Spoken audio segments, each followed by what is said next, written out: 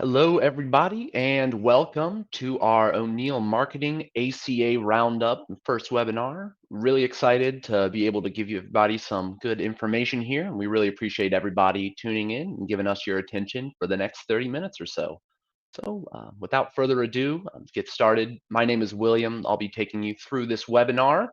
And first, I'm just going to start with the general structure that we're going to be doing for these webinars. So it is going to be a recurring monthly webinar where we're going to cover industry news, important updates, both in the ACA space and important updates that O'Neill Marketing wants you to know. As with all our webinars, these slides will be sent out to everybody after the webinar, and then we'll also have a recording and the slides available for you on the agent portal. If you do have any questions, you're more than welcome to submit them in the question and answer field on the left side of your screen. Not sure if we'll have enough time to do a full question and answer session at the end, but if not, we will answer all of your questions in email after the webinar. And if there's a really good question that we want everyone to know about, we'll make sure to include that in an email or address that in a future webinar. So let's get started with some ACA industry news. And the first topic, sure, this is something that's been on everyone's mind. It's going to be Medicaid unwinding. And essentially what this is during COVID, states had paused Medicaid coverage terminations. So from March 2020 until now, they were not taking as many people off of Medicaid as they typically would. But now that the COVID public health emergency is wrapping up, states are going to start resuming regular enrollment and terminations for Medicaid in their state. So the grand picture is starting on April 1st, states will be able to terminate Medicaid coverage for individuals who are no longer considered eligible. Based on the estimates we've seen numbers anywhere between 10 and 15 million Americans are slated to lose their Medicaid rather. And it's also estimated that about 2 to 2.7 million of those are going to be eligible for a subsidized ACA plan. So we're going to see a lot of consumers newly eligible for marketplace plans, and we'll certainly be looking for agents to assist them in that process. And that's going to be coming up here, starting that in just a few weeks. So just a little bit more, the coverage redeterminations are going to start as early as February 1st. So before they terminate the coverage, they will do a redetermination phase. There is a link in here where you can check the timeline for each state, so you can look at those resources in these slides once they're sent out. And so if a client is terminated from their Medicaid coverage, they'll be eligible for a special enrollment period. Then it'll give them 60 days both before and after their Medicaid coverage end. And if a client receives advance notice of the termination, they can start enrolling in an ACA plan immediately. So some of you guys might have actually already seen that, some clients saying that they were terminated from their Medicaid coverage. Some people may, in some states, already be getting notifications. And if they have gotten that, they can go ahead and start looking for an ACA plan right now. And just one more topic is redeterminations are very likely going to be postponed for any clients who are pregnant in a postpartum period, enrolled in SNAP or TANF, or if they're in the midst of intensive treatments, they will likely be excluded. And so now we come to the question of what do we want to do about this? Well, as agents, first of all, we'll want to prepare for this very similarly to how we prepare for open enrollment, actually, because as we said, there are going to be about 2.5 million people looking for ACA coverage coming up here in the next few weeks and months. So make sure that your appointments are all set. Make sure your certifications are up to date. If you are on help on demand, which of course we highly recommend for every agent, make sure you update your information, and just in general, make sure that you have the materials and the time that you'll need to handle these increased enrollments that are going to be coming up. And when you're completing an application for one of these clients, you got to make sure to report that they have lost their Medicaid or CHIP coverage. And now, if you're doing that on HealthSherpa, it's going to be towards the end of the application on the additional questions page. And on the application, any consumer who attests that they lost Medicaid or CHIP coverage between March 31st of 2023 and July 31st of 2024 is going to automatically be granted that Medicaid unwinding special enrollment period. And also, if you're looking for a little bit more information or just want to hear more in-depth discussion about this topic. Actually, tomorrow, Gene from UHC is going to be hosting a webinar for O'Neill agents that is exclusively on Medicaid redetermination. So if you haven't already registered for that, would highly recommend doing that. It's going to have a lot of good information. It goes more in depth onto this Medicaid unwinding. I think it's going to be very useful for a lot of people. Right, and then as well too, these are just some additional resources for everybody. You're looking for some more information on the Medicaid unwinding. Not going to go into these right now, but they will be sent out with the slides that you'll get in an email. So definitely be sure to check those out on your own time. All the resources in this contain a lot of additional information that we just don't have time to cover. The next topic is going to be the ending of the COVID public health emergency. Touched on it a little bit with the Medicaid unwinding, but essentially starting on May 12th, the federal government is going to end the COVID-19 public health emergency. And so during the public health emergency for COVID, the federal government used a combination of regulations, guidances, in order to expand care to Americans for the COVID related issues. And so some of the things that may be affected are going to be requirements for insurance carrier to cover COVID testing without cost sharing, ability for healthcare providers to do medication without an in-person interaction that may be affected. Although I should say there are proposed rules to extend this. We should know more in the coming weeks and months about that, but still, it may be something that is affected.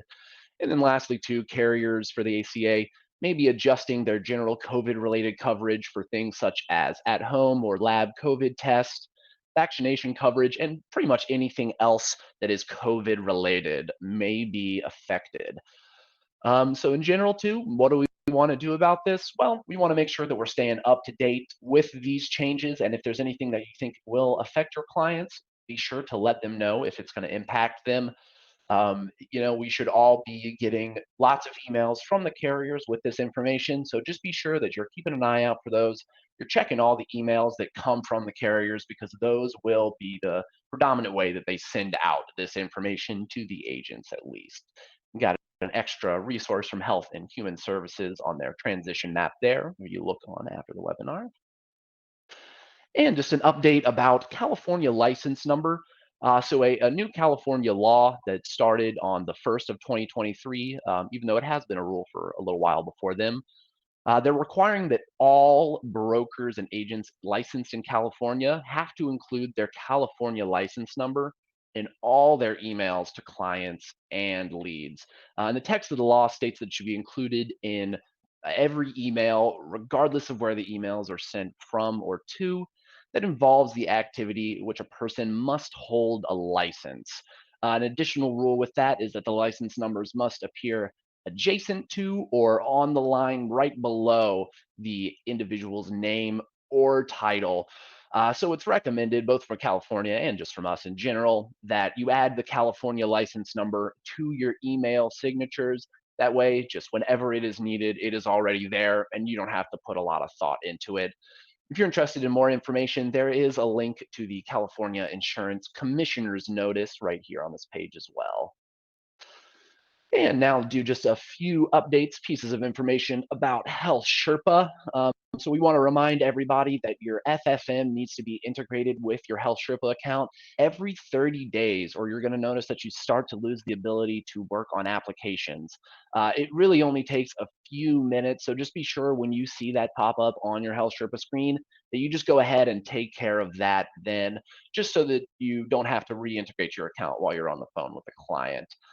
You can integrate the FFM in the settings menu under the FFM integration heading, or if you see the banner at the top of your page, you should be able to just click on that. And to integrate, all you really need to do is just log into your CMS portal account. So you'll just want to make sure that you know your FFM ID and password. And if you do have to reset those for this, just make sure to record them somewhere because those are very important pieces of information that you'll want to have available. Another update for HealthSherpa, they are doing new consent emails that are going to go out to clients, not only to ensure that they have consent, but also to reinforce you as the agent of record. We have an example email on the next slide I'll show you. But each email is going to contain a summary of the client's application, any changes that were made, It'll include the name of their agent of record and also information on how they can report whether they didn't work with that agent or they did not authorize anyone to make this change. And the reason for these emails is they are made to be compliant with new proposed rules from CMS for 2024. I'm not going to discuss that right now, but as we learn more about those proposed rules, we will certainly cover that in a future webinar. And as I said, here is just the example email that we have. It is a little grainy, but you should still be able to see this. So it just says, dear, the client's name, application for this plan with this carrier is sent through. And as you can see, it does include the name of the agent of record. And then at the bottom, it says, if you didn't work with this agent, here is a way that you can report them or contact HealthSherpa. So just be aware of that going forward. And what we'll want to do, of course, as always, is make sure that you have a record of consent from every client and make sure you're letting them know about any changes that you're making to their application. You got to be sure that you are maintaining records of consent at all times. So if they ever called for it, you should be able to have that for them in just a second. And also be aware of all of the automatic HealthSherpa emails that are sent out to clients. If you're not aware and you need a full list, there is a link right here in that slide to a list of all HealthSherpa's automatic emails. And moving on, we'll get to some tax resources for your clients. Tax season is coming up. I know if your clients are anything like mine, have a handful of people reaching out for questions about their tax form. And just a reminder that you cannot assist your clients with tax filing unless you are a licensed tax professional as well. But that being said, there are some ways that you can help them out. So you can help them to understand their 1095 form. You can provide them with a copy of their 1095 or show them how they can get it themselves. You are able to, make them aware of the implications of not providing correct information on their tax returns. And you can also help them just generally understand how to reconcile the advanced premium tax credits with their premium tax credits. And just in case anyone needs to know, you can download a copy of your client's 1095A forms right on their HealthSherpa clients page. Just go to the client's page and then under the enrollment history heading should have that year's 1095 available for download. And just again, what do we want to do on that? Well, we'll want to familiarize yourself with 1095 form, make sure you know how to retrieve it for clients, and just understand in general the implications of not reconciling the 1095, and just make sure all your clients know that they need to do that. And even if you can't directly assist your clients with taxes, it's always a good idea to just familiarize yourself with these forms and with the information around it, because more than likely you will be asked this by a client. And just know as well, if a client asks for direct tax assistance, unless you are also a licensed tax professional, you're going to need to direct them to someone else. And additionally, here are just some extra resources, some guides on how to find the 1095 on healthcare.gov, on HealthSherpa, a little more information about the 1095 and how to use it. And then there's also just a healthcare.gov tool for helping clients calculate their premium tax credits. So I would highly encourage everybody to go through those if you are not already familiar.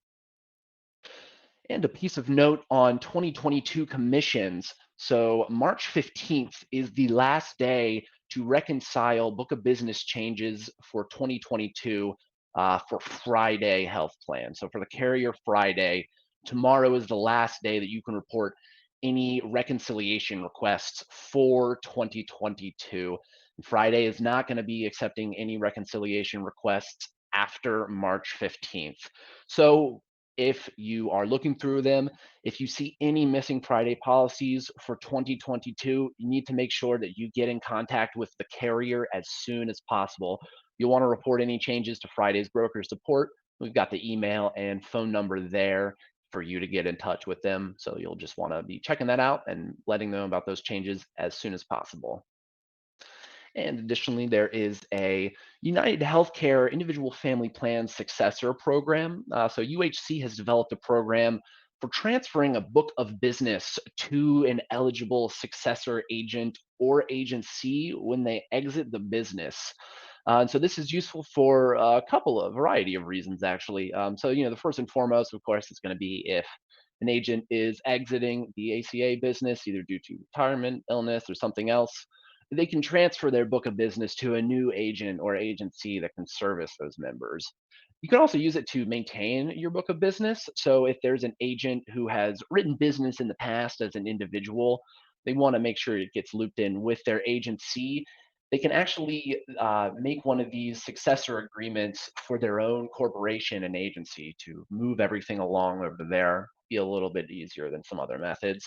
And of course, transferring book of business following the death of an agent can make sure that that will be passed along to someone else in that case. If you need some more information, you can find that on UHC's Jarvis page. You can go there to commissions and then statements and more, and they'll have more information about the successor program there. All right, now let's move on to just a little bit of O'Neill marketing news, some updates that we want to let everybody know about, stuff we're excited about. So first, we are developing a Spanish division. We're going to be rolling that out soon for our Spanish-speaking agents. We want to make sure that all agents, we are able to communicate them and increase efficiency with everybody, make sure that we can support all of our agents no matter what. And so this is going to include onboarding materials in Spanish. We're going to have some contracting materials and contracting support for Spanish speaking agents. We're going to have agent support for dedicated Spanish speakers that you can call in and just go right to a Spanish speaking agent support member. And that's just to start with. We are absolutely going to be releasing more content and more materials for our Spanish speaking agent. So make sure to keep an eye out on that. And we're very much looking forward to in the next few weeks and months to have ability to help out Spanish-speaking agents a little bit more and make sure that everybody is getting the support that they need. And just some updates from our contracting team. Wanted to let everybody know that most carriers have ended the blackout periods for transfers. One exception being Ambetter, that'll open up in April.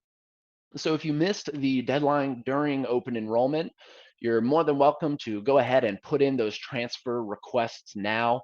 I know a lot of people were not able to do it because blackout periods usually start in September, October. So if you missed it then, highly recommend you go ahead and do that now. And if you need to confirm any contracting statuses or check on anything, you can do that right through your agent portal. Just go to the My Appointments tab and it'll show you the status of those. And if you have any questions about your appointment status or anything related to that, always more than welcome to reach out to our contracting team, the contracting email shown on the slide, and you can always call our agent support hotline as well. Just want to remind everybody about this because it is always recommended that you go ahead and put in transfers or any appointments early, even if you don't think you'll need them until later in the year. Sometimes, especially the transfers, can take a little bit of time. So we highly recommend getting a head start on that right now. And lastly, we have some news about O'Neill marketing training. So we've been developing some training courses that are going to start to become available to agents in the coming weeks. And so currently we have trainings that's going to cover new agents getting into the ACA space. So something to get you up and running, tell you information you'll need to know about ACA to just get you going. We have some trainings for the onboarding. So an agent who is in the process of onboarding with O'Neill Marketing would be able to go through these trainings and explain some of the forms that they have to fill out and an additional resource. And then we also have one for our O'Neill Marketing Agent Portal, just a training that goes through all the resources available on that and how you would use the agent portal. And again, that is just to start. We're going to have lots more of these trainings coming out on a variety of topics that we've seen interest in from agents. And so, as I said, these are going to be coming out in the next few weeks. So keep an eye out. We're going to be very likely seeing an email where you can register for an account. You'll just have to submit a form, and then we'll create an account for you on the training platform, and then you'll have access to our trainings. So if this is something that interests you, definitely make sure to keep an eye out for that email to sign up. Or if you're interested and you just want to go ahead and put your name on the list, you're more than welcome to send an email to support@o'neillmarketing.net or give us a call and just let us know that you're interested. And so we can go ahead and put you on a list. So when that's available, we can just go ahead and create an account for you. All right. And now we're going to move on to I'm just calling the presentation section of this webinar. And so this week, we're going to be going over the commission resources that are available to agents on the O'Neill Marketing Agent Portal. It is that time of the year. A lot of commissions are starting to roll in. So we just want to let everybody know about the resources that are available for you. So let me switch over here. Excellent. And now everybody should be seeing the agent portal page right here. Right now, I am just sitting here on the home page, but there are a few commission resources that we want you to know about. So to start with, I'm going to go down right here and I'm going to click on the commissions tab. And you can see the commissions tab has a drop down menu where we can view statements, commission rates, and bonuses. So I'm going to start right here with commission rates, just show you what this is. So we click on the rates, let the page load really quick. Give this just 1 second. My computer's being a little slow. Excellent. And so here you can see when you click on this, it defaults, you can see up here, to my appointed carriers. And so these are my appointed carriers. And quite explanatory. I can just click on the Aetna, and of course, I have my commission rates hidden right now, but on your agent portal, you will see your own rates.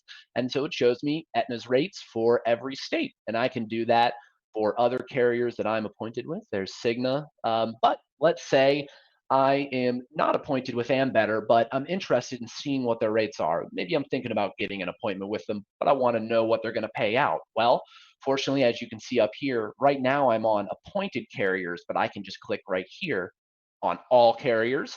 And now I'm over, and you can see it still shows in this light blue. Those are the carriers that I am appointed with. And then the gray ones, you can see those are carriers that I am not yet appointed with. But that's Ambetter. I can still click on here, and then it would show me Ambetter's commission rates for each state, even though I'm not yet appointed with them. So if you're ever wondering about the rates for someone that you don't have an appointment with, you can still check them. Just make sure that you click on all carriers over here, and you can still see the rates for anybody available right here. And then, of course, if you want to go ahead and get that appointment, if the Ambetter rates are looking really good for you, you can go over here to My Appointments tab and request that there. So let's move on to the commissions bonuses page. And this is really nice. Everybody loves a nice bonus from the carrier, put a little extra money in your pocket, but we understand it's hard to keep track of all the bonus programs going on and to know what applies to you. So we have lots of bonus information stored right here, just in this one spot. So it's really similar to the commissions page. As you can see, it starts out just showing me my appointed carriers. So I can go down here. Let's say I'm interested in Aetna. I've sold a lot of them. Excellent. Look, there's a bonus, and I can click right here and it will pop up a page with the flyer for Aetna's bonus program. So I can interested in that, and I can go and I can look through here, see what's available. As always, of course, with all these bonus programs, make sure you're reading the fine print to know what's going to apply. And then similarly to the other page, if I want to see all carriers, I can come over here and the same thing. I can see the carriers I'm not appointed with in gray. My appointed carriers are here in blue. And then I can click on Ambetter. And look, there is an Ambetter bonus program here as well. So the same thing, click on that, it'll open them up. And there we go. And that's a really easy way to keep track of the bonuses and look at what is going to be available, maybe some ways to put a few extra dollars in your pocket. But as I mentioned earlier, just be sure if you see any of these bonuses, open up that tab and make sure to read all of the information on that page so that you can know which policies, which states, or any terms and conditions of that bonus. And so let's go here to the last one here. So we already covered rates, we're on bonuses, but let's go here to the commission statements. And now this is a very, very useful tool that we've released relatively recently. It was very highly requested. So essentially what this is you're actually able to pull commission statements or commission reports directly from the agent portal, and it comes directly from our back-end commission. So anything that was paid out to O'Neill Marketing by the carriers is going to show up on these reports. And so to get started, as you can see here, there are a few boxes we have to fill out before we can pull this commission report. So let's start up here with the commission period. And so that is going to be the commission statement date for the carrier or the commission month. It goes by a couple different names. Usually statement date is what we'll see. And so that's generally going to be the commissions for that month, although it does vary. So let's see here. I could just click on February if I wanted to see just 1 month's commissions. I can also select multiple months if I want. I can do all these. I'm going to deselect March, and we'll get to why I'm doing that in just one sec. There we go. So you can select 1 month or multiple months and get a one commission report for all of those.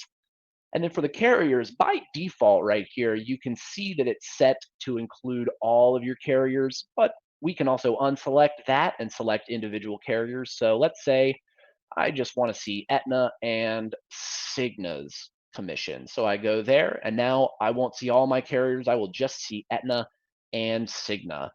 And additionally, if you are in agency admin or in agency principal, you'll see this option here for downline agents, and that's very, very useful.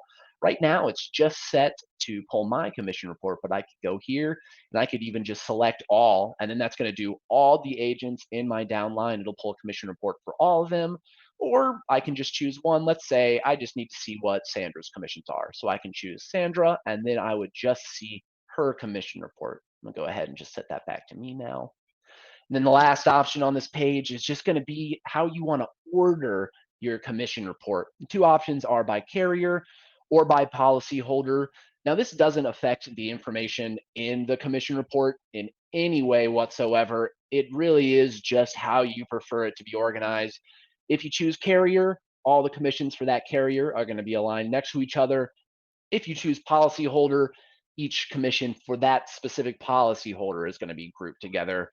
Either way is perfectly fine, but it's just up to whatever you'd prefer. So now that I have all of this information put in here, I can just click Run Report. And then you'll see down here at the bottom of the screen, there is the commission report, the commission data that was pulled up and downloaded to my computer. I'm not going to open that now. We're going to do a future webinar that'll go over the ins and outs of those commission reports and show you a little bit more how to read those. Just wanted to show you how you can get access to those now. And these files are downloaded in a .csv format, so you can open them with Microsoft Excel. You can filter them, you can modify them however you want. A very, very useful format. But as I mentioned above, you saw that I didn't click on March 2023. And I didn't do that because I know that carriers have not actually yet paid out their March 2023 commissions. And so your question might be, well, how did you know that? And that is an excellent question. And fortunately, that is also something that you can find out right here on the agent portal. So let's go back to our homepage and we'll see how you can determine which carriers have paid commissions out yet. Because that is definitely something that you are going to want to know. If you see missing commissions, it's important that you know whether or not a carrier has even paid those out yet. So right here on the homepage, you can see this tools, and then right here, you can see the commission trackers. Let's go ahead and click on that. And it's going to open up in this separate page, just a Google Sheet where you can see some stuff here. So let me just zoom in on this. And I think this will make it a little bit easier to see. Beautiful. And so you can see here, it is organized by the months, and these are going to be the carrier statement date. So this would be Ambetter's January statement date. Then the carriers are down here to the side. So Oscar's January statement date information is going to be right here. And there are 3 columns in each of these months. I'll briefly tell you what those are. So the statement date, that does not necessarily reflect any actual date. That is just a code we use in Agency Block to process them. You don't really need to know anything about that. If you do have a commission report, you'll see that there are 2 statement dates. There's the carrier statement date and then a different statement date. This is just the code in Agency Block. So if you're looking at a commission report, column B will match up with this statement date. But just know that this does not reflect an actual date. It does not mean anything happened particularly on February the 15th. These 2 columns are the ones that you're going to want to see. So the OM paid date, that is the date that O'Neill Marketing was paid commissions from that carrier. And then the expected EFT date, that is the date that we would expect the commissions to be transferred out to agents. And that's the date that you should see them hitting your bank account. So let's take a look at an example here. I'm gonna just draw a box here to make this a little bit clearer what we're looking at. All right, let's hide that. And so let's look at Oscar's commissions for January. If I was looking, you can see here that Oscar paid O'Neill Marketing the commissions for January statements on February 1st. Those were transferred out to agents on February the 3rd. And then you can see a similar thing right here for February. So Oscar's February commissions paid to O'Neill on March 1st, transferred out to agents on March 2nd. So that's very useful to know. But let's say too, we're looking above at Ambetter. So we want to know what is going on with Ambetter's commissions. Well, you can see here, similarly for January, Ambetter paid us commissions on the 21st of February, and they were paid to agents on the 22nd of February. But if you're wondering what's going on with your February Ambetter commissions, well, you can see that right here. There is no entry here, and that is because February Ambetter commissions have not yet been paid to O'Neill Marketing. This is updated very frequently. So as soon as those are paid out, you will see this updated, but this is a really good place to check because you can look here and you can just see if the commissions for that carrier have even been paid out. And so that's what I was saying earlier too. You can see for the month of March, there is nothing here. So that means if you pulled a commission statement for March, you're not going to be seeing anything because we haven't received those commissions yet. But as soon as we get them, they'll be transferred out to you. You'll see the date that we received them, and you'll see the date that they were transferred out to agents. And then one last thing here I want to show you is that we do have this same tracker for 2022. So if you're looking back trying to reconcile these, you can see with the dates that each commissions were paid out for 2022, and you can go over and you can see that for the whole year, and you can even see too if a carrier is still not paid out for the end of 2022. So this is a very, very important resource that we want everyone to be aware of because that is the best place to check to see whether or not your commissions would have even been paid out. So if you think you're missing something, make sure to check there and just double check to ensure that the carrier has paid those commissions. All right, and so we're coming back here. And this is the last part. Just wanted to say, as one last thank you so much for coming out and taking time to hang out with us for this webinar today. We're looking forward to doing these webinars every month going forward with more industry news, more updates, and we'll be doing future presentation sections that are going to cover a number of highly requested topics. So be sure to keep a lookout for this.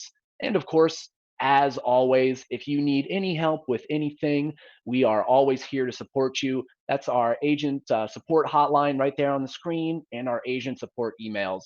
So if you need help, assistance with anything at all, please do not hesitate to reach out to our team. We are here to help, and we will help you in any way that we can.